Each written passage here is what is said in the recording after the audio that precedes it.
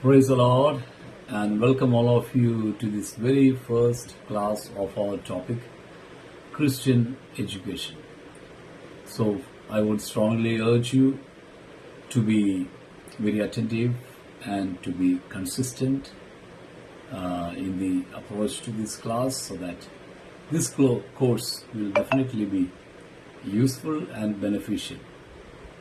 So now let us begin with the introductory part of Christian education. So the topic of our course is Christian education.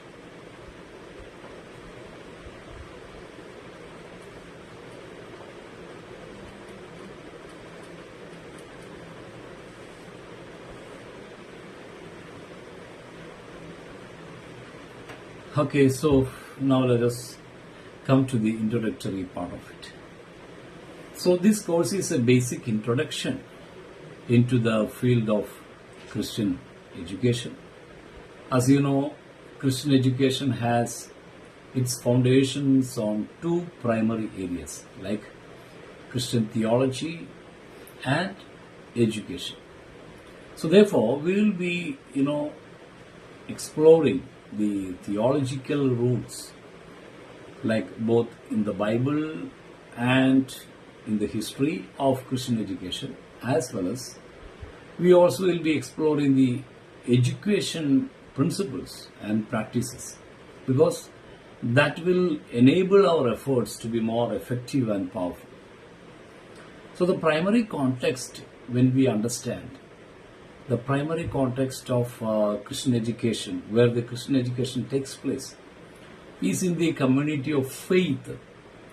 That means, for example, the local church, that is expressed in the local church. So primarily, this study will focus on Christian education in the local church and various other types of educational environments and settings and structures where Christian education takes place.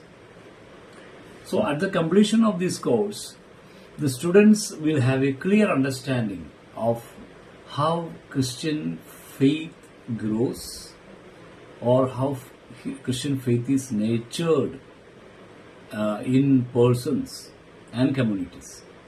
So the students will be equipped with the basic skills to create a strong educational structures, materials and practices for use in their own local settings. They also will have a growing passion to see adults, children, youths, grow in Christ and are nurtured in Christian faith. And now the objectives of this course is to have a clear understanding of purposes, methods and outcomes of Christian education. So the first objective is to have a clear understanding of purpose. Means why we study this course, or the purpose of Christian education, and also the methods. What are the methods of Christian education and the outcome of Christian education? Outcome of Christian education. And the second, the objective of this course will be to properly address educational issues. Properly address educational issues.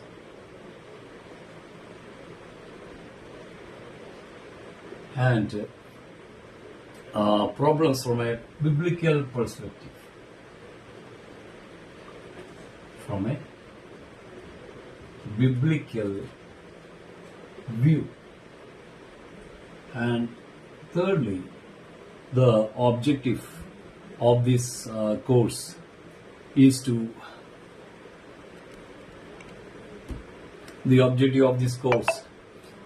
develop help persons develop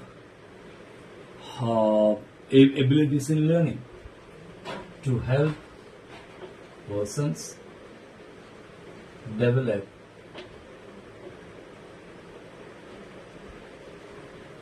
abilities in learning, in training leaders,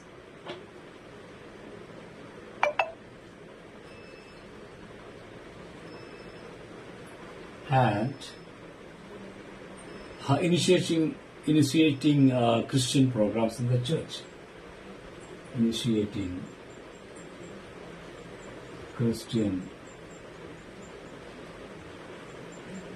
programs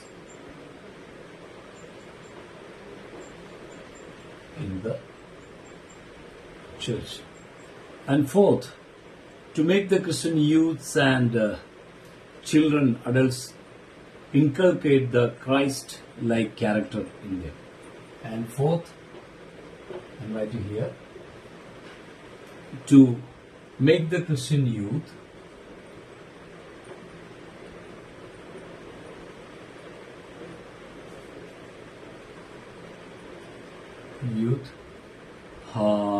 or adults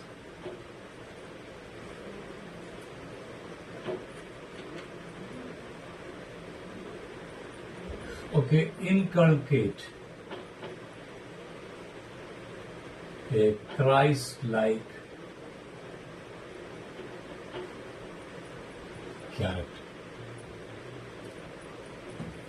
So these are the four objectives, of this course. And now let us come to the introductory part.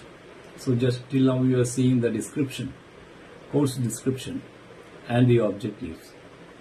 Now we'll go to the introductory part. Okay, introduction to the Christian education. When we see, we live in an age where education has reached, at its highest level, almost the highest level. Like with the passage of time, humanity has advanced in such a way, rapid way in science and technology today. We are at the, highest helm of science and technology, highest, forefront, at the very forefront of science and technology.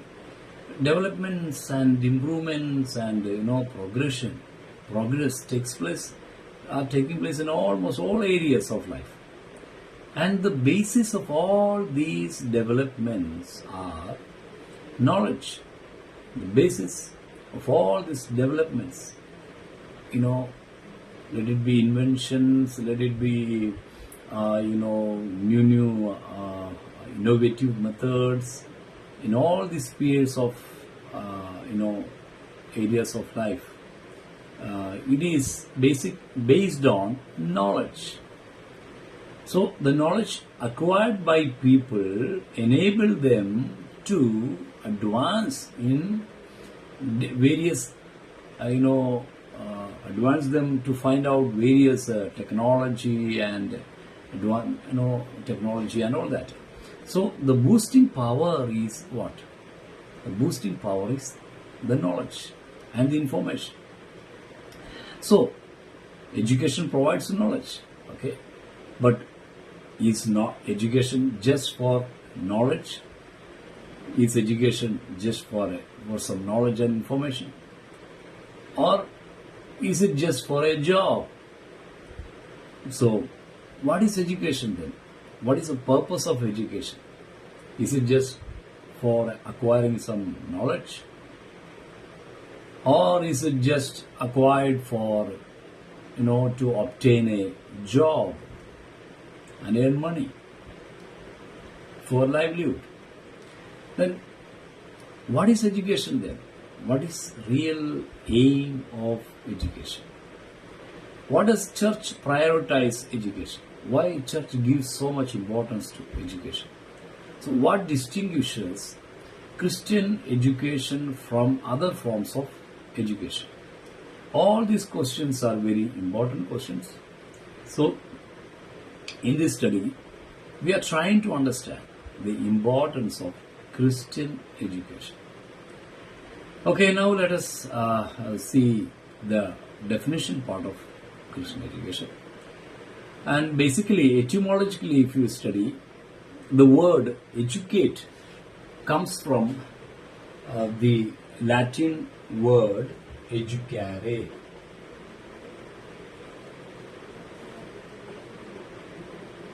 It's a Latin word.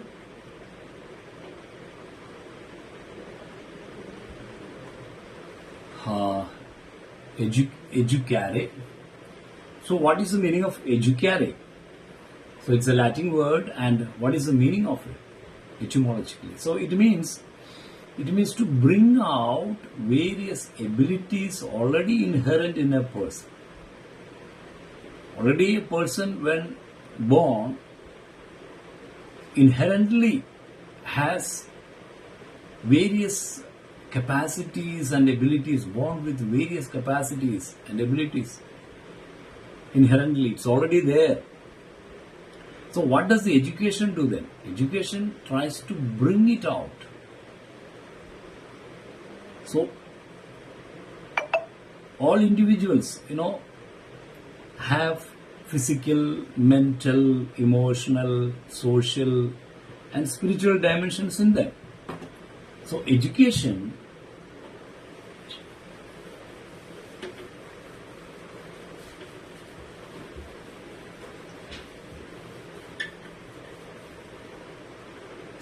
an individual, a person, has different dimensions. When he is born with, inherently he has different dimensions, like he has a physique, so physical, mental, and then emotional, he is an emotional being, and then social, he is a social. Aristotle says, the philosopher Aristotle said, man is a social animal. So man lives in a society. So he is a social being. He interacts with people, communicates. He's not an island. And also, importantly, man is a spiritual being too. He has a soul. So man is made up of three dimensions in, body, soul, and spirit. So he is a spiritual being too.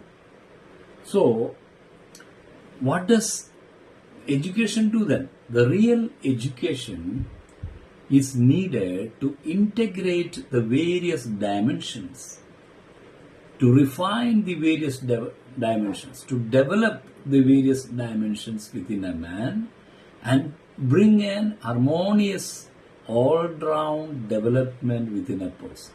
That is what the real education does. So, aim of education is to bring out the various abilities hidden, inherent in a person. That means to educate is to develop and bring out the full potential of the individual. It is there inside, but education brings it out to the full capacity. That is the meaning of. So education does not just mean that giving information and knowledge. No. The real education, is a harmonious, all-round development of the complete person. So to educate is different from, instruct or train. To educate means, it does not mean instruct or train, because educate does not just mean instruct or train, because to instruct means to strictly give information. Okay, to instruct means to give pass on information. That is what. So it is mostly a one-way communication between the instructor and the student. The student has almost nothing to do. What he hears, he grasps it, and he acquires the instructions given by the instructor. That's all. It's almost one-way traffic, like it's a one-way communication. And to train also means to mold the student according to the idea the teacher has, and the student has a very little participation in that training program.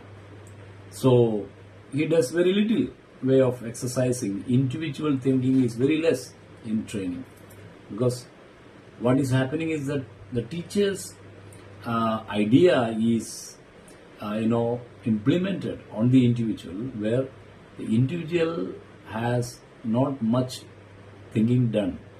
Personally, he has nothing to contribute in that training. The training is given from the teacher's side, and teachers aim is just put on the student. That is training. So education is different from instruction and training. So education, actually, what is education? Education, includes all the experiences which will enable an individual to bring forth every ability, skill, and capacity, that the potentials that he has within, hidden to its fullest extent. So education resulting in the harmonious all-round development of the individual, that is including all dimensions. Physically, education affects his physical development and mental development, intellectual development, and also a person is an emotional being, so it develops his emotional side, very important. And social, is a social being, so it develops him to behave well in society. And education also develops his spiritual aspect. The function of true education is centered on developing and drawing out all the dimensions of an individual. So, as we have seen, education is a process of change undergone by human beings as they interact with the surroundings. The experience of interaction changes the individual. So education is a process of change. Change takes place. As the persons are educated, the change takes place within the person as they interact with the atmosphere, with the surroundings, with the people around him, with the different experiences. The different experiences, different exposures, different inputs that the person gets from the surroundings, and the reaction the person shows to different experiences, bring a change within that person, and the experience of interaction changes the individual. In other words, the person is learning to grow in different circumstances and experiences. Learning then is an activity of a learner responding to his or her environment. So how does one person react to an environment? Accordingly, his learning also grows. So the normal child learns from birth as he or she meets different situations and meets with different experiences. A child is exposed into the world with a variety of circumstances and situations and people and experiences. So the child undergoes continually learning and developing. The child, as he or she reacts to different experiences, the child continually is learning and developing. And now we shall see how a child learns. There are three ways of a child's learning. So we shall just see the three ways of a child's learning. 3 ways of a child's learning.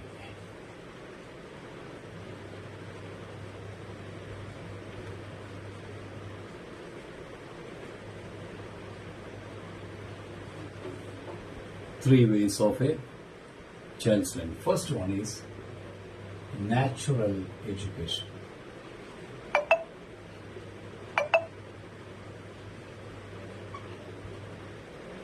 And second is informal education.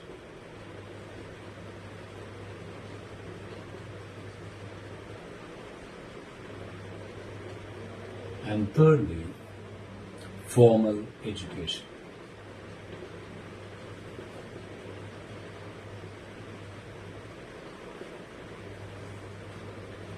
I hope things are clear to you.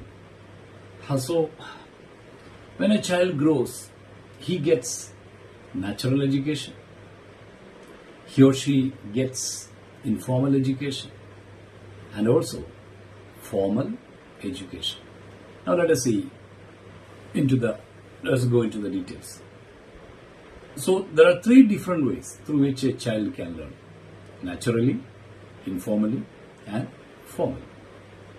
The first kind of change takes place apart from guidance. This is the first change that takes without any guidance, nobody's guidance. Naturally, the child is growing. So, there is no guidance from others. This type of education may be called natural education, as there is no planning nor arranging of conditions. Nobody is, conditioning the circumstances there. The child learns from anything that happens to provide him or her with content for experience. If the child is hungry, when the child naturally becomes hungry, no one is urging the child to be, hungry and all that. Naturally, it is a natural instinct to be hungry. He or she acts to satisfy the felt need for food and learns from the experience. So when a child is born, the child he knows how to cry for whatever needs. It just cries. So the natural need of hunger is satisfied by reacting or by, trying to get food for that child by reacting to it. So the child tries to act to fulfill the need for food, and from that the child learns. So when the child cries, the mother feeds milk and the child, is satisfied, and it learns that if I ask, then I will get.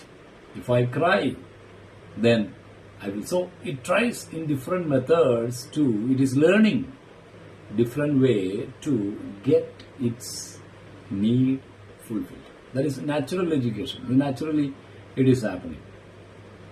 The second one is informal education. The second type of change in human beings is a change resulting from informal teaching.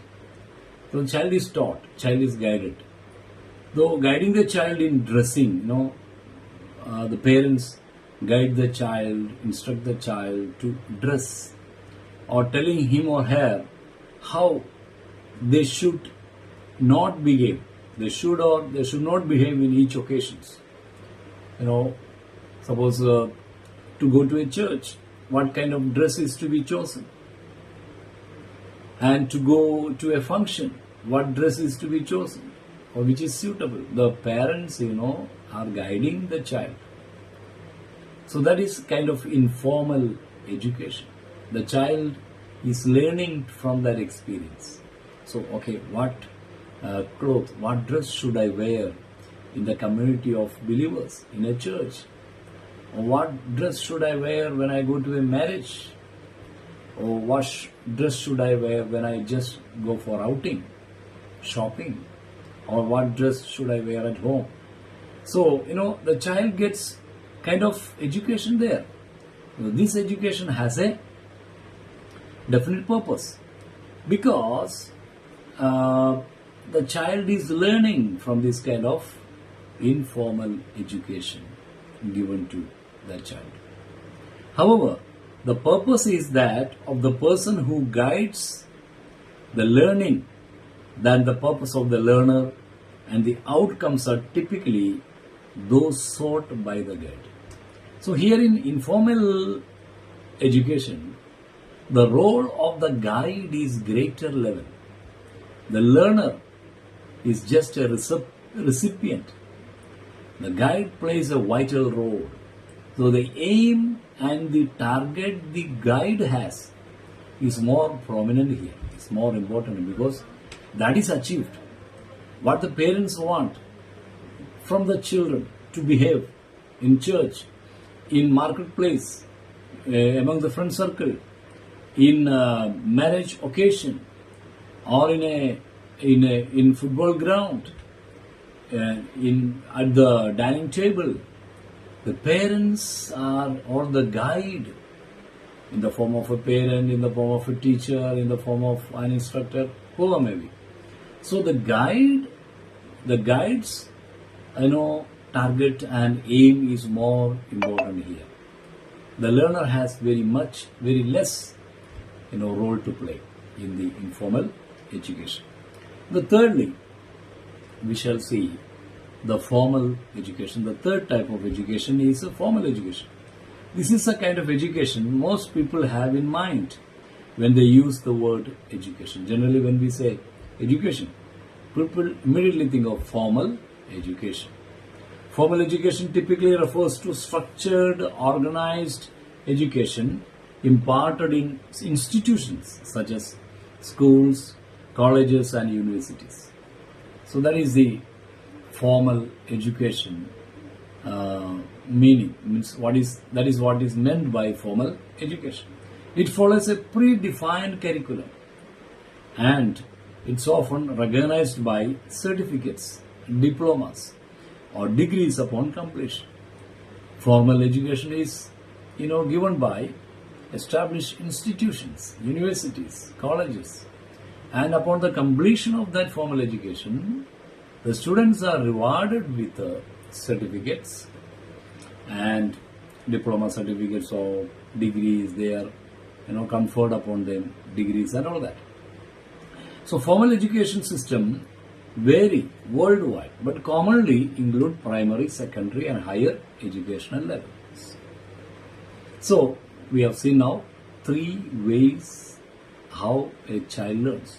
First one is natural education, where the child himself or herself on the growing stage reacts to different experiences, different physical needs, different atmospheres, and naturally it learns from different atmospheres. There the child is the decision maker, or child is naturally going. There is no guide.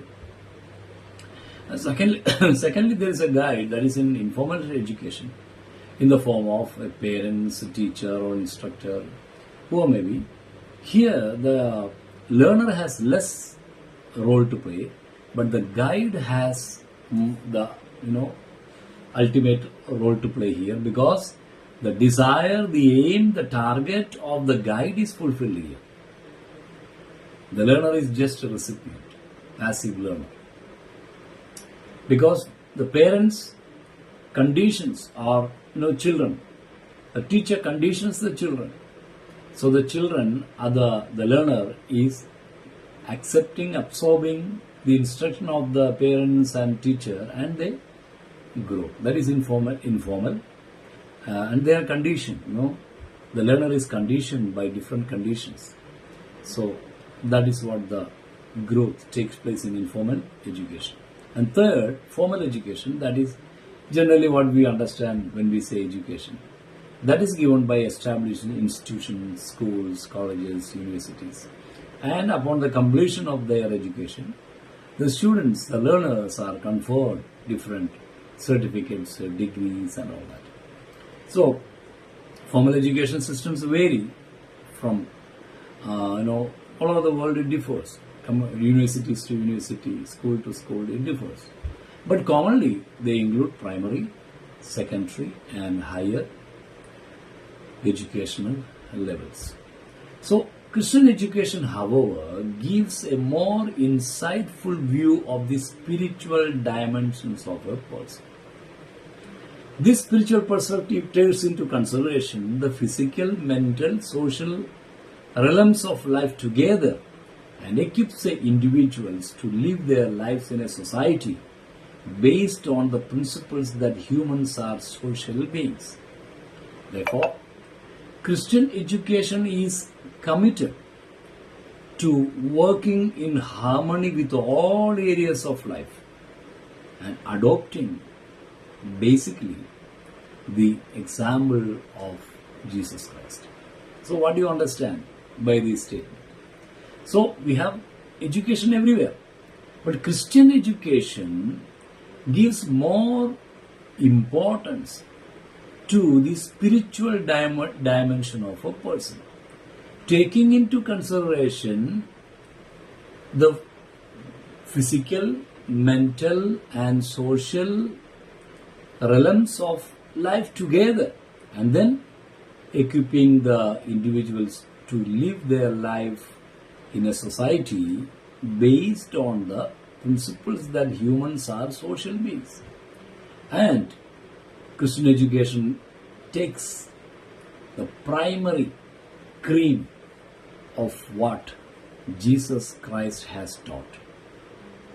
So, adopting the example of Jesus Christ, Christian education is provided to the children.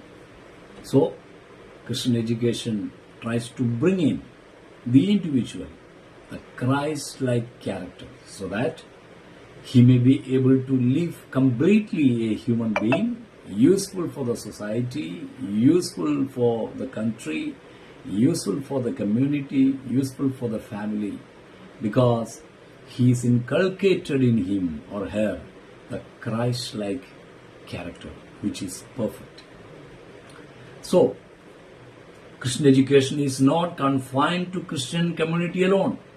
It is universal. And as the essence of Christ's message is to proclaim the excellence and value of this love to the whole world. Christian education is not just for Christians. Christian education is universal because the Christ-like character can only save the universe and bring man all over the world, men and women all over the world, into the perfect nature that God had, created. Man went away from God, but only Christ-like character can bring back the lost man into the harmonious connection, relationship with the Creator God. So, Christian education is not limited to Christian community. It is meant universally. It is applicable universally because it is proclaiming the excellence and value of Christ's love for the world. Hence, to grow in obedience and devotion to Christ is the motivation behind the Christian education. So, if a child, individual, youth wants to grow educationally, he or she has to obey Christ. Only then he can grow in Christian education. Because the source of growth, the source of Christian growth is from Christ alone. So, growing in obedience and growing in devotion to Christ, that is the need, that is the condition where one can grow, one can bring out the harmonious development of his personality. So Christian education can thus be identified the efforts taken to help people to get a comprehensive knowledge and understanding of the gospel of Jesus Christ. So Christian education presents people the comprehensive, complete knowledge and understanding of the gospel of Jesus Christ. Its goal, the goal of Christian education, is to enable spiritual development, maturity, personal commitment to Jesus Christ. So, when a person is committed in devotion to Christ, he automatically is enabled to grow spiritually and in maturity and in personal commitment to Jesus Christ. So ultimately, Christian education endeavors to empower individuals to bear witness to the transformative power and guidance of Jesus Christ within their lives. That means, to be perfect, for a man to be perfect, is to be totally committed to Jesus Christ. If that means, universally speaking, if any man wants to lead a perfect life as a man, as a person, they have to be completely surrendered, committed in devotion to Jesus Christ, who is the perfect man. He is perfect God, and he showed the humankind how to lead a perfect human life. So the Christian education is totally productive only in obedience to Christ's teaching, Christ's example. Now let us finally come towards the end of this session, that is aim and scope of Christian education. And with that, we will conclude this session. Christian education is a helping hand to gain the wisdom of the gospel of Jesus Christ, to understand how to work in society, and to keep moral values in line with the Christian virtues. And also, it also plays very important role in attaining growth and development in all directions of life. Christian education is desirable for strengthening the dedication and personal development of individuals. So that is the aim and the scope of Christian education. I hope you have almost understood the introductory part of this session. Now, let me give you some concluding remarks, like I'll be giving you some questions so that you can your own answer yourself and learn and update yourself from the material that you have got. We'll just rush through some questions from the topic that we have learned today. The first question, that is, what is the origin and meaning of word educate? First question is origin and meaning of the word educate. And the second question, explain the three ways. Explain the three ways through which a child learns. Third question, what is the difference between, or what distinguishes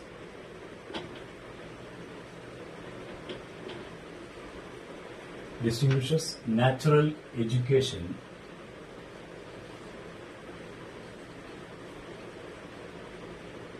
from informal and formal education?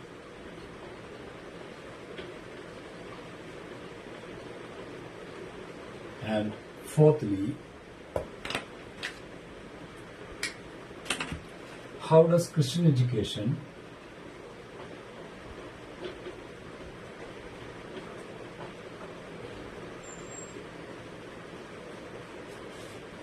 differ from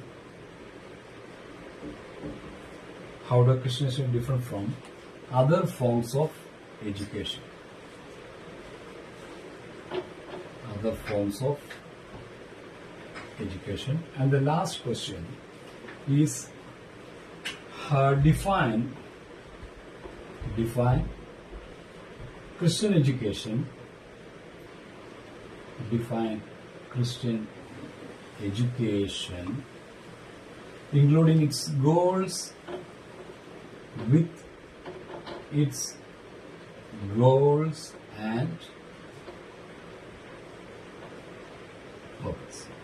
So please answer these questions and come updated with in the next class. Thank you so much. God bless you all.